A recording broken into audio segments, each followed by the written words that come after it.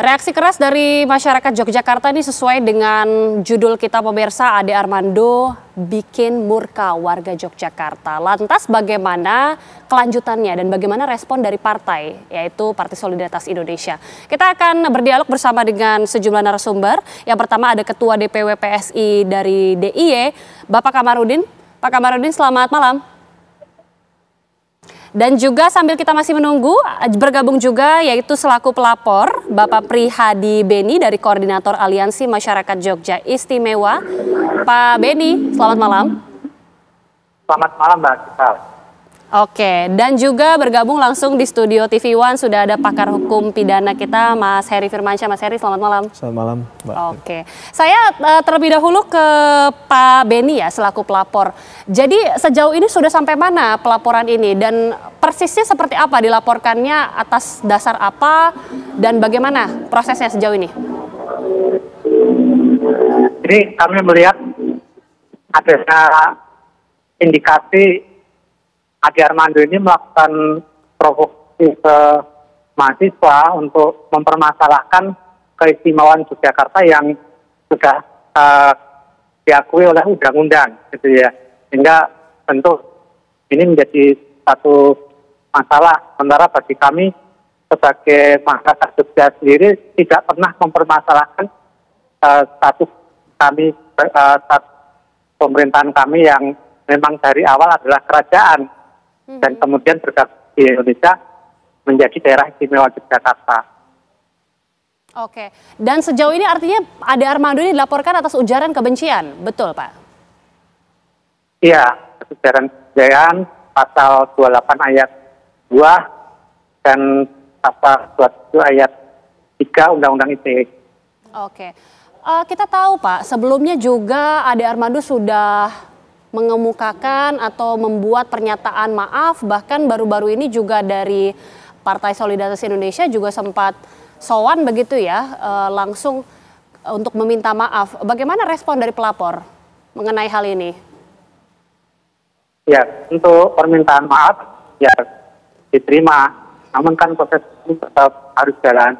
Apalagi kami melihat ada indikasi permintaan maaf itu tidak tulus karena terbukti dengan adanya WhatsApp yang beredar dari Ade Armando terkait Jogja yang tentu ini akan kami tindak lanjuti dengan proses hukum. WhatsApp seperti apa Pak? Boleh diperjelas maksud WhatsApp-nya berbentuk seperti apa? Ya, mungkin saya bacakan ada WhatsApp tentang yang dihadapi Ade Armando ini adalah kaum biadab, gitu ya. Sehingga kami warga Jogja tentu merasa tersinggung dianggap sebagai kaum biadab. Ini WhatsApp beredar di mana? Apakah ini memang terbukti dari Ade Armando sendiri yang menyebarkan WhatsApp tersebut atau ini beredar tanpa diketahui sumbernya, Pak? Iya, jadi WhatsApp itu sumbernya valid dari teman kami yang satu grup dengan Ade Armando. Oke, baik. Kita selanjutnya ke Mas Heri. Mas Heri, ini kan jelas ya bahwa dari aliansi sendiri ini akan melaporkan Ade Armando ini dari ujaran kebencian. Apakah ini memang bisa masuk dan bisa berujung pidana, betul? Ya, perlu kita ingatkan dulu ya, pelaporan terhadap yang bersangkutan kan bukan sekali ini saja. Sudah berkali-kali dan sampai sejauh ini belum ada yang sampai naik ke proses hukum sampai ke persidangan. Terkait dengan apa yang disampaikan oleh teman-teman di Jogja, kita bisa pahami bahwa bicara tentang politik dinasti ini kan kita bicara tentang dampaknya apa bagi pemerintahan Jogja itu sendiri ya. Karena kalau kita lihat akibat dari perkataan ini memiliki muatan positif atau negatif itu terlebih dahulu. Untuk mengatakan ini sebagai perbuatan pidana, biasanya lebih kepada kita melihat dari segi filsafat bahasanya dulu. Ada istilahnya ilokusi, perlokusi, dan juga lokusi. Lokusi itu bicara tentang niatnya ketika menyampaikan bahasa tersebut untuk dikomunikasikan. Kemudian yang kedua adalah bicara tentang katakanlah apa yang dibicarakan itu menjadi respon dari mereka yang mendengar. Nah, respon tadi itu kan bisa positif, bisa negatif. Nah, sehingga kita akan kembali juga bahwa perkataan dari politik dinasti itu muatannya negatif atau positif. Sejauh ini yang kita pahami itu kan politik yang dianggap adalah suatu regenerasi berkaitan dengan keturunan yang untuk menguasai suatu katakanlah tatanan politik gitu ya. Nah ini kan kalau saya memandangnya dari sudut pandang ini tidak suatu hal yang positif begitu ya, suatu hal yang sifatnya negatif.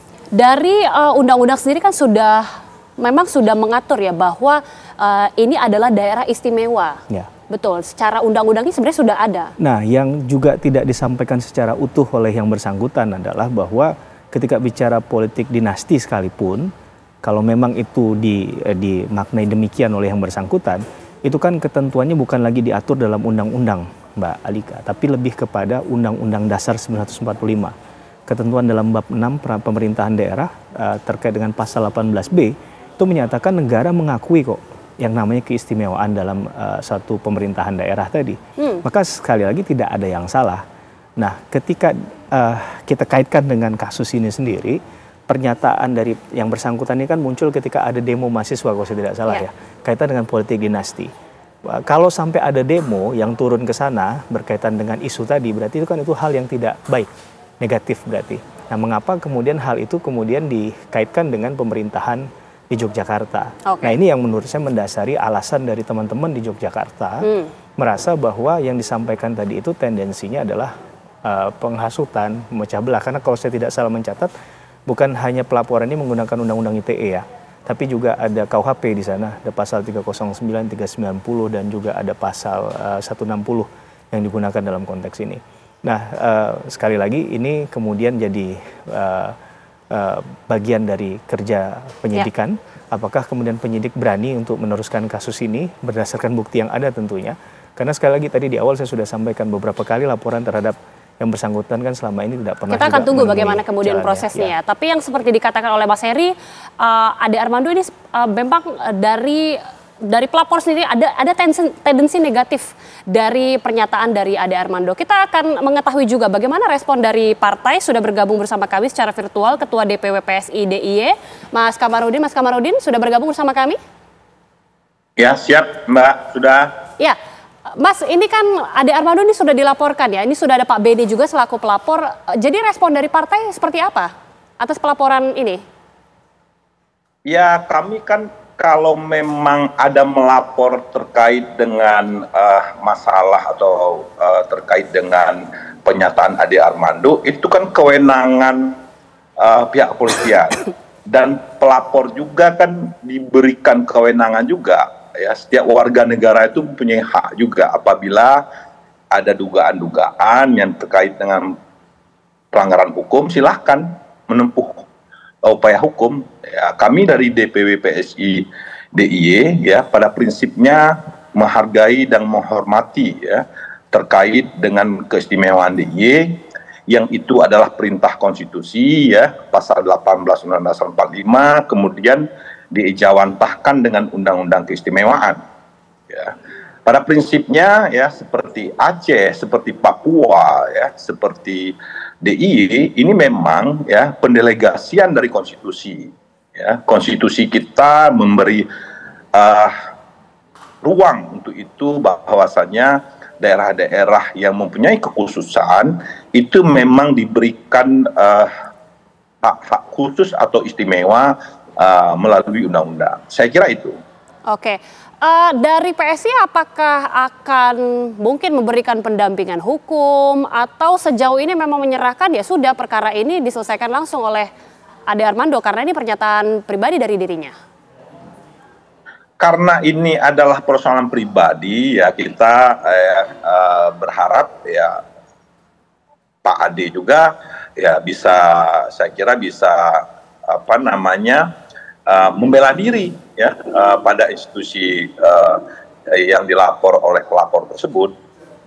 Kami DPW PSI DIY ini lagi fokus ya memenangkan pemilu ya dan juga kita ya sudah berkoordinasi ya berkomunikasi melalui ketum ya ketua umum Bro Kaisang Pangarep dan juga Sekjen PSI bahkan sudah menemu Karso Dalem ya memberitahukan terkait dengan isu ini. Bahkan dari Ngarso Dalem sendiri ya sudah memaafkan ya, juga dari Ngarso Dalem sendiri sudah supaya masalah ini jangan diperpanjang lagi. Tapi memang ini kan tahun politik ya, ada kekuatan-kekuatan politik tertentu yang terus menggoreng ya isu ini. Dan kami dari PSI ya tetap kepada pernyataan semula bahwasanya keistimewaan DIY ini adalah merupakan juga proses sejarah yang panjang ya. Kenapa kemudian daerah istimewa Yogyakarta diberi kewenangan yang istimewa melalui Undang-Undang Keistimewaan DIY. Saya kira itu. Oke. Sempat ada informasi juga bahwa Kaisang Pangarep ini juga memberikan ultimatum untuk mempersilahkan Ade Armando ini bisa keluar juga dari Partai Solidaritas Indonesia. Bagaimana kemudian respon langsung dari Ade Armando? Tapi bisa dijawab usai jeda, Mas. Nanti kita akan kembali usai jeda, pemirsa. Ya, itu tadi kita sudah dengar pernyataan langsung dari Kaisang Pangarep, Ketum PSI. Saya langsung ke Mas Kamarudin. Betulkah pernyataan dari Kaisang Pangarep ini merupakan ultimatum untuk mempersilakan, silakan aja Ade Armando ini keluar dari partai jika tidak taat hukum?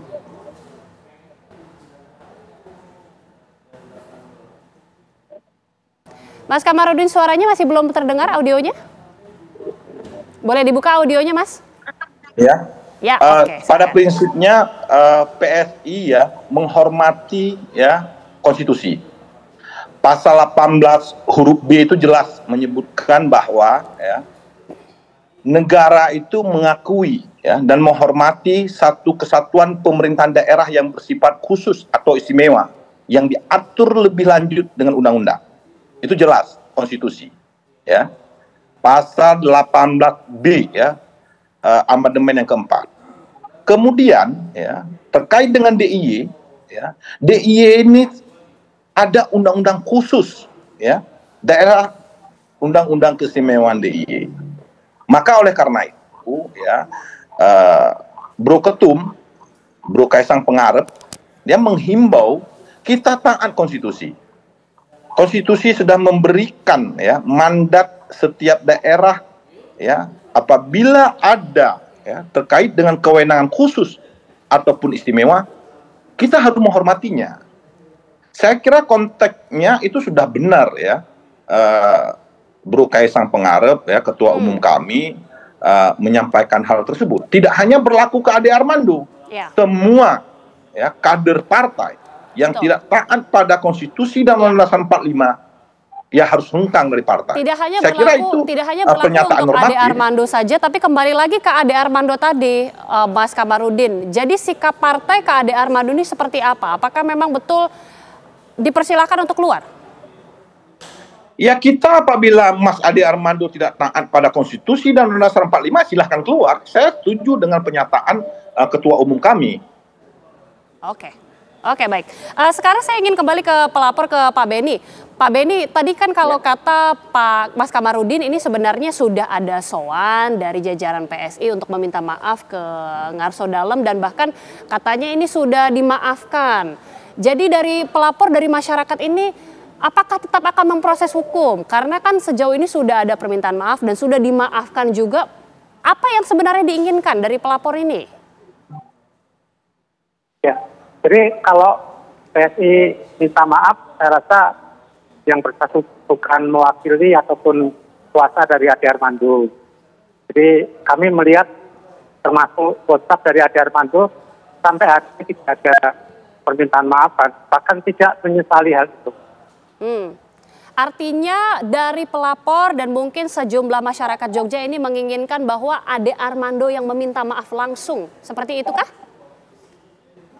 Ya, jadi prinsipnya kami tetap proses hukum ini jalan terus karena pertimbangannya bahwasannya supaya kejadian ini tidak terus berulang dan berulang karena cuitan-cuitan Ade Armando yang pernyataan Ade Armando yang terlihat menyakiti warga Jogja gitu ya. Sehingga tentu ini harus dilakukan efek jera.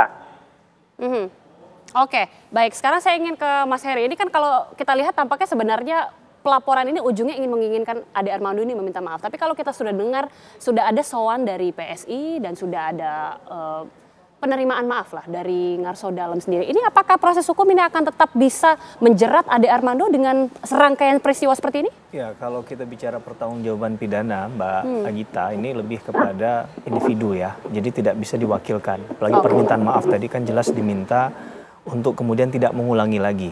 Ini berarti kan sudah ada catatan yang tidak baik juga terhadap yang bersangkutan ya, bahwa dan ini mendekati waktu pemilu perlu kita ingatkan untuk menjaga kondusivitas.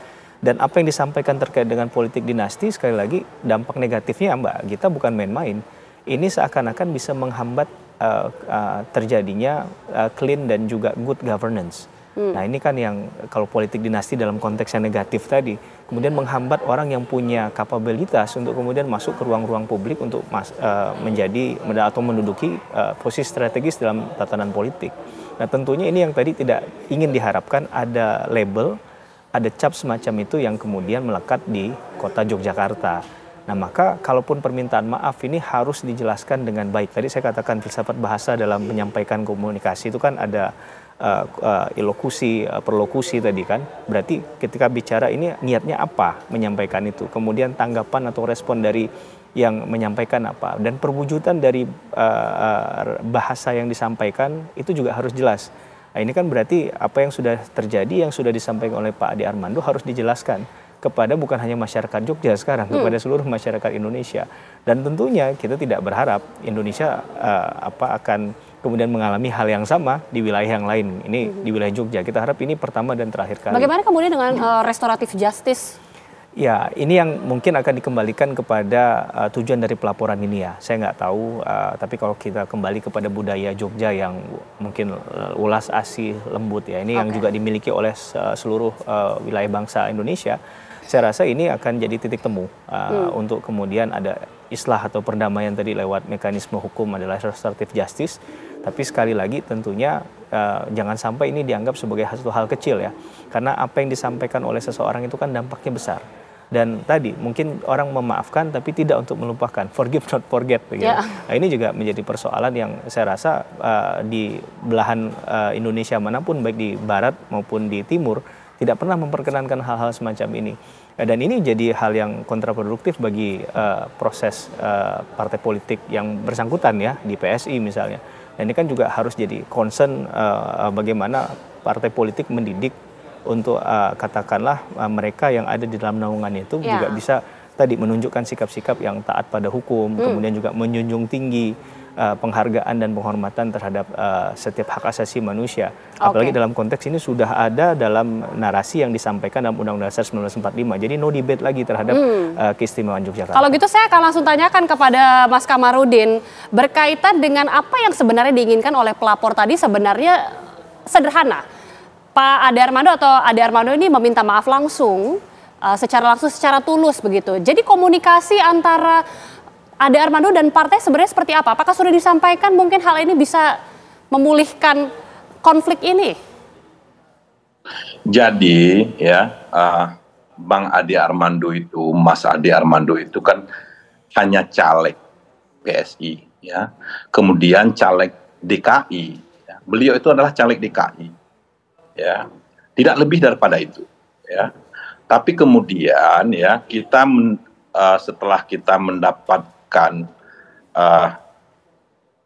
tuntutan ya ataupun aspirasi dari saudara-saudara kami dari Yogyakarta, dari Jogja ke DPW, kami langsung ya menyampaikan aspirasi saudara-saudara kami dari DIY ke DPP untuk meneruskan ke Mas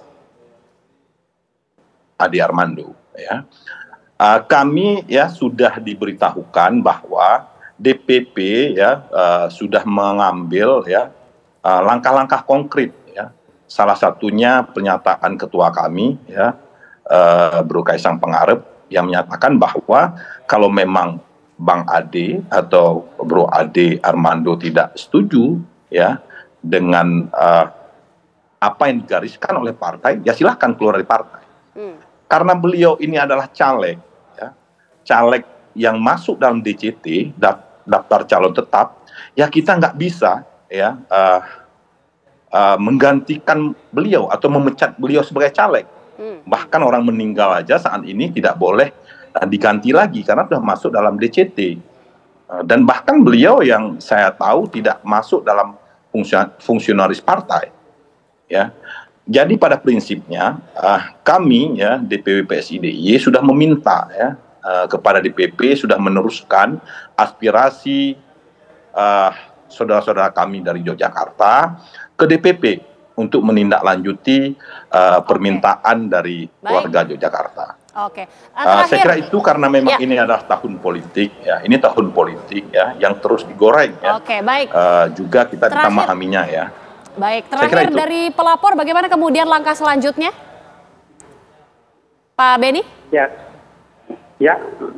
kami menunggu tindak lanjut dari kepolisian. Yang jelas saat ini sudah di BAP, kemudian saksi sudah sedang dalam proses pemanggilan untuk di BAP dan kami menunggu tahapan berikutnya dari terkait pemanggilan saudara AA oleh kepolisian. Baik, kita akan tunggu prosesnya dan mudah-mudahan ada titik temu dari peristiwa ini. Terima kasih sekali lagi Pak Beni, terima kasih juga Mas Kamarudin dan tentunya terima kasih Mas Heri Firmansyah sudah bergabung bersama kami di Apa Kabar Indonesia Malam.